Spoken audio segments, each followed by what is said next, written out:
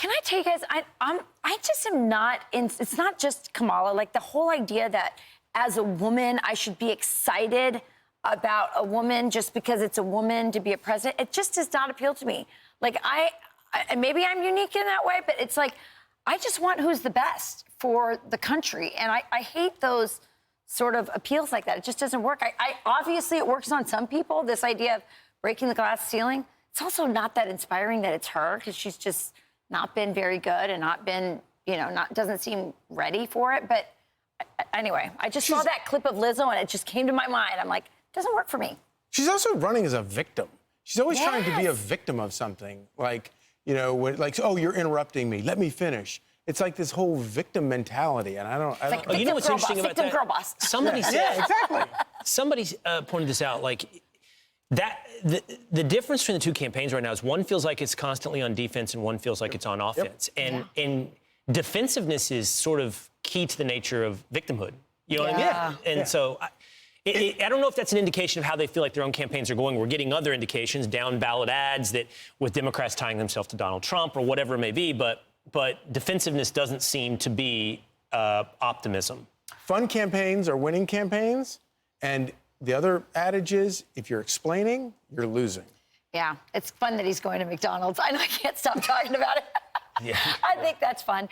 All right, so Lara Trump was on just earlier, and she was saying, speaking about indicators in a campaign, Republicans have always been behind the ball when it comes to early voting, because most Republicans, most conservatives like the idea of same-day paper ballots. They like the old-fashioned way of voting. But they've had to adjust. And Lara Trump and others like Scott Presler have been part of, changing the mindset within the party. And now Lara Trump says, watch out. North Carolina has record early voter turnout. Listen. We have seen early vote totals there that are outpacing Democrats, meaning the first 2 days of early voting, which was Thursday and Friday, Republicans had 1,000 more votes than Democrats coming out of those 2 days. We never see that. It's usually like an 80-20 split in the Democrats' favor. So we're seeing that people have heard our rallying cry to get out and vote early. And why this is important is because we want you to bank your vote. We don't want you to have to worry about waiting in super long lines on Election Day. And it allows us as the party and as the campaign to then apply our resources to turn out low propensity voters who may not vote every election cycle. That's how we win this thing. And what we've seen is it's been massive.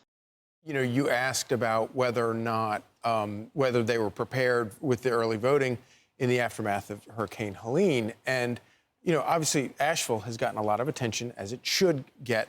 But there are a lot of areas, sprawling areas of Western North Carolina, far outside of Asheville, that hopefully Republicans are also being very attentive about getting those people to vote as well.